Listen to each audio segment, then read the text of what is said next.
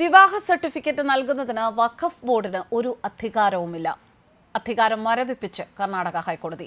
മുസ്ലിം അപേക്ഷകർക്ക് വിവാഹ സർട്ടിഫിക്കറ്റ് നൽകാൻ Karnataka state board of വഖഫിനെ അനുവദിക്കുന്ന സംസ്ഥാന സർക്കാർ ഉത്തരവാണ് സ്റ്റേ ചെയ്തത്. ഹൈക്കോടതിയുടെ ഇടക്കാല ഉത്തരവിൽ 2025 ജനുവരി 7 വരെയാണ് സ്റ്റേ.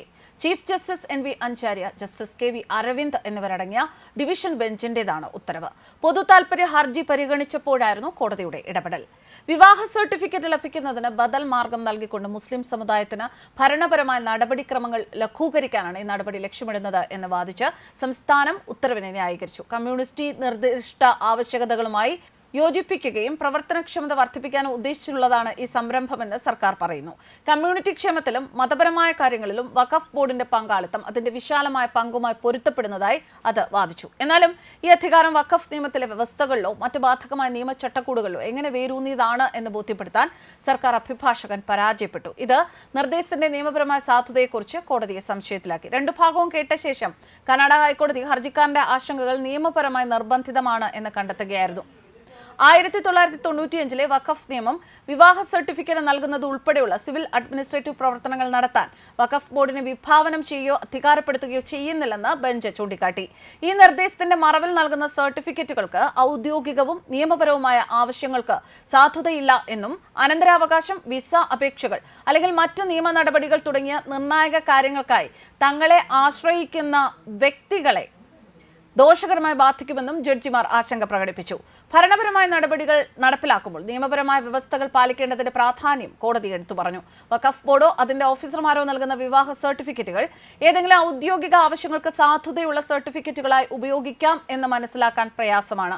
അതിന്റെ ഫലമായി വിഷയം കൂടുതൽ തീർപ്പാക്കുന്നതുവരെ വഖഫ് ബോർഡിനും അതിലെ ഉദ്യോഗസ്ഥർക്കും വിവാഹ സർട്ടിഫിക്കറ്റ് നൽകുന്നതിൽ നിന്ന് വിലക്കി ബെഞ്ച് ഇടക്കാല സ്റ്റേ പുറപ്പെടുവിച്ചു.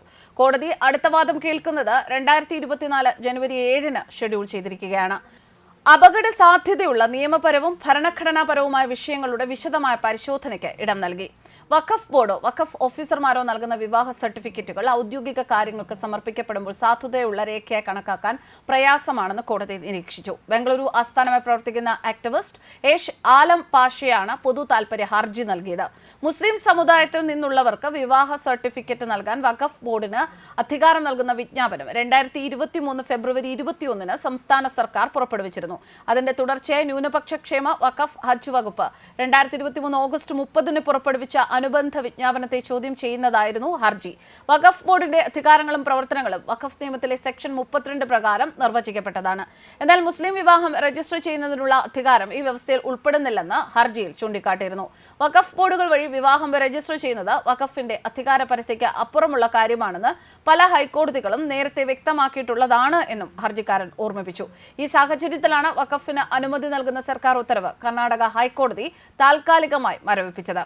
വഖഫ് ബോർഡിൽ മുസ്ലിം വിവാഹം രജിസ്റ്റർ ചെയ്യുന്നതിനുള്ള അധികാരം സംസ്ഥാന വഖഫ് ബോർഡ് നിയമാനുസൃതമായി രൂപീകരിച്ച 1995 വഖഫ് നിയമത്തിന്റെ നിയമനിർമ്മാണ ഉത്തരവിന് അപ്പുറമാണ്.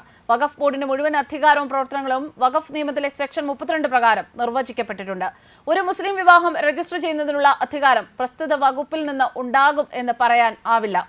വഖഫ് ബോർഡിന്റെ ഭരണം ഇതിനകം തന്നെ തകരാറിലാണ്. നിയമത്തിലെ വ്യവസ്ഥകൾ കൃത്യമായി നടപ്പാക്കുന്നതിൽ വഖഫ് ബോർഡ് പരാജയപ്പെട്ടിരിക്കുന്നു. മുസ്ലിം വിവാഹ രജിസ്ട്രേഷന്റെ അധിക ചുമതലകൾ ചുമത്തുന്നത് വഖഫ് സ്വത്തുക്കളുടെ പരിപാലനത്തിനും അതിന്റെ പ്രവർത്തന ഫലപ്രാപ്തിയെ ദുർബലപ്പെടുത്തും.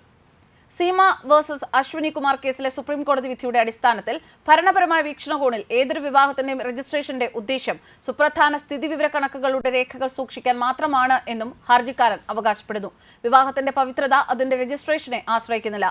വിവാഹം രജിസ്റ്റർ ചെയ്തിട്ടുണ്ടോ ഇല്ലയോ എന്നത് പരിഗണിക്കാതെ തന്നെ കക്ഷികളുടെ വ്യക്തി നിയമങ്ങൾ അനുസരിച്ച് സാധുവായ ഒരു വിവാഹം സാധുവായി തുടരും.